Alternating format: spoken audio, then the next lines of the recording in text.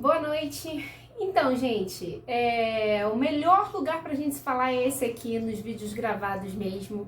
Gostaria que hoje, né, quarta-feira, dia 30/9, as coisas estivessem transcorrido de uma maneira melhor, mas infelizmente com essa nossa internet, alguns probleminhas técnicos aqui, partindo de mim mesmo, tivemos alguns probleminhas, eu não consegui interagir com vocês da maneira com que eu gostaria. Então, pra gente não ficar no débito com relação a algumas informações, algumas coisas que surgiram durante o debate, eu resolvi fazer esse vídeo bem curtinho e bem objetivo, com algumas informações que eu ia trocar com vocês durante o debate.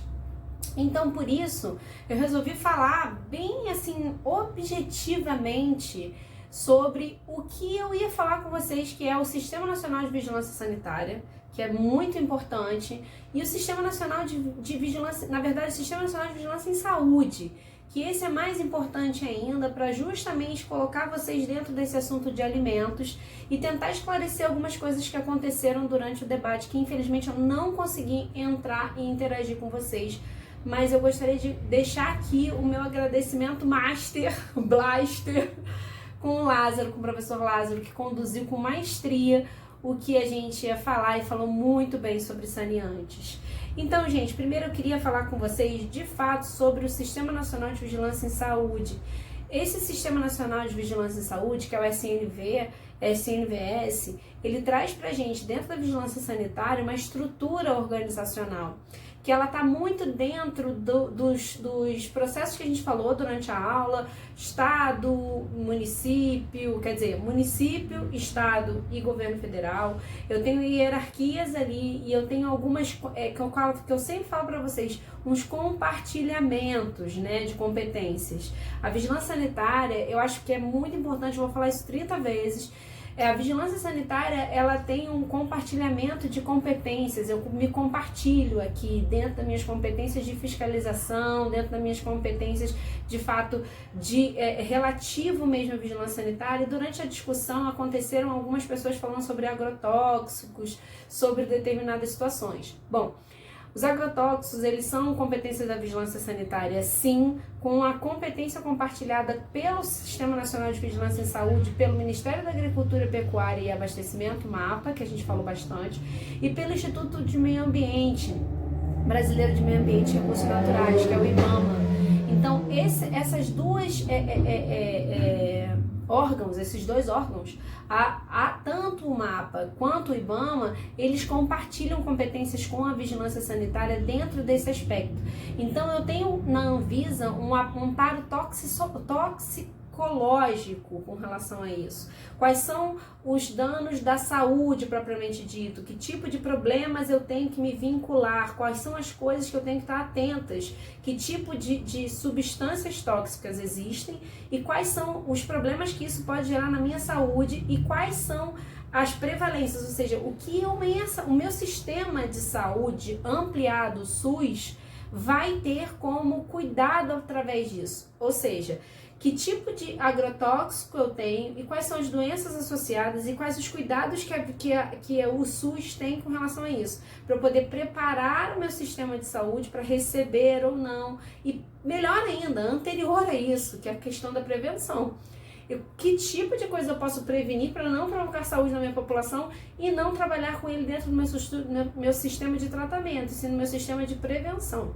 Então isso é bem importante a gente ter em mente. Isso é uma legislação que com certeza é uma legislação que está muito agora, nesse momento, em transição, elas estão sendo faladas. A cada troca de poder que eu tenho, legislativo e administrativo, eu tenho ali trocas de visões com relação ao mesmo assunto. A gente agora está sob um outro olhar, então esse outro olhar também traz pra gente algumas adequações que vão ser feitas e que estão sendo feitas agora nas atualizações das legislações sanitárias. Então, assim, é um momento de atenção com relação a isso, justamente porque a gente não trabalha só com o agrotóxico, mas sim com o resíduo desse agrotóxico. E durante as próximas aulas, que a gente vai ter uma aula só falando sobre resíduo, a gente vai falar sobre isso e vai abordar isso de uma maneira bem detalhada.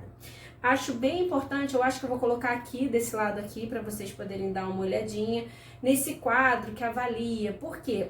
O que acontece no Sistema Nacional de Vigilância em Saúde para a gente poder ver isso? Eu tenho uma gestão de risco sanitário.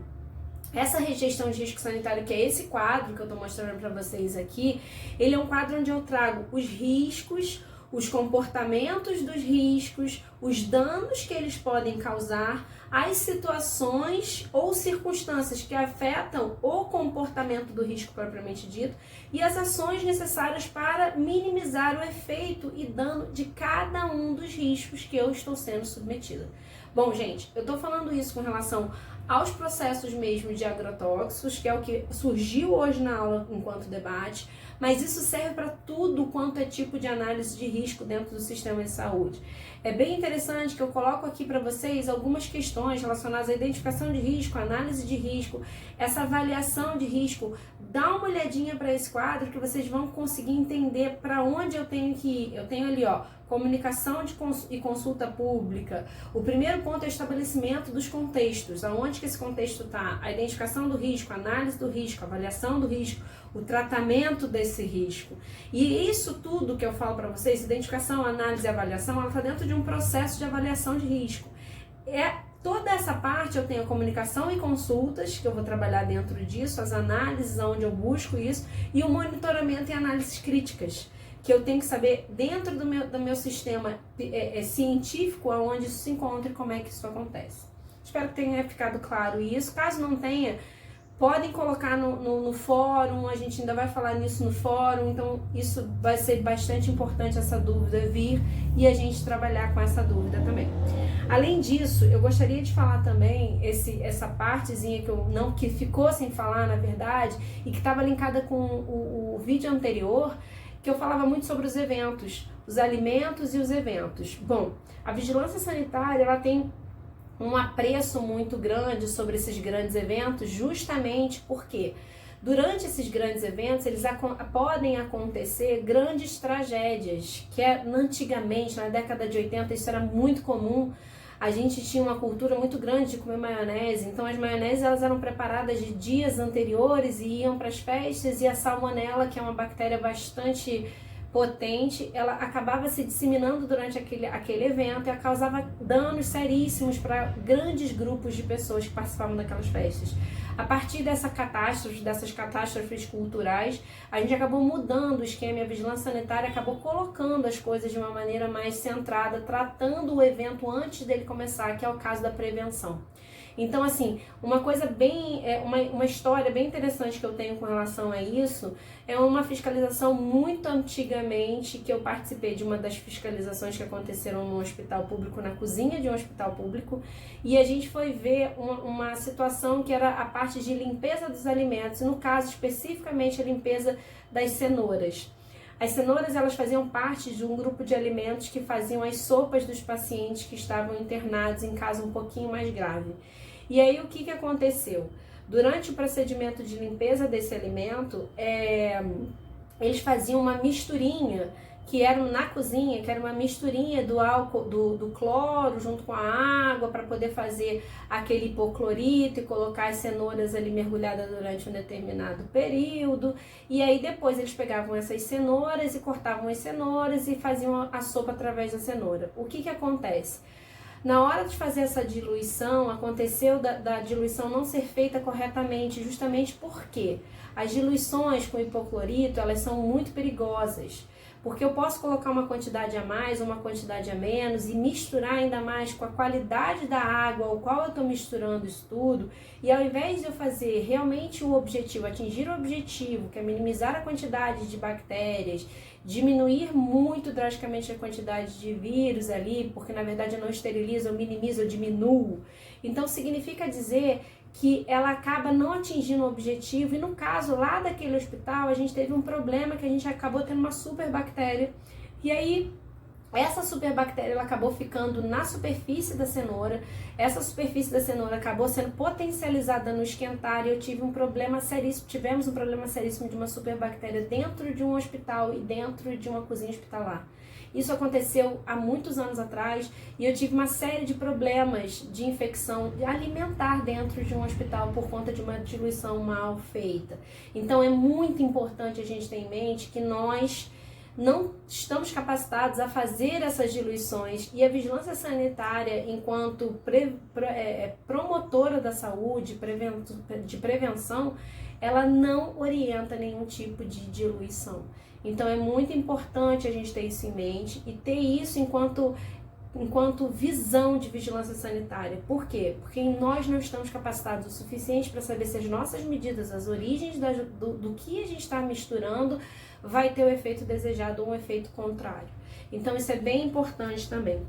Por isso, voltando para a gente finalizar, porque 10 minutos já está o suficiente, a gente fala muito seriamente sobre as questões baseadas na vigilância sanitária, sobre os eventos. Existem cursos pré-eventos, antes dos eventos acontecerem, com as pessoas cadastradas que vão participar daqueles eventos, justamente para elas saberem quais são as normativas que elas precisam seguir, que tipo de procedimentos que elas precisam seguir num determinado específico da área que a gente trabalha de alimentos. Ok, eu vou finalizar esse vídeo porque era o recado que eu queria deixar durante o debate, mas infelizmente não foi possível.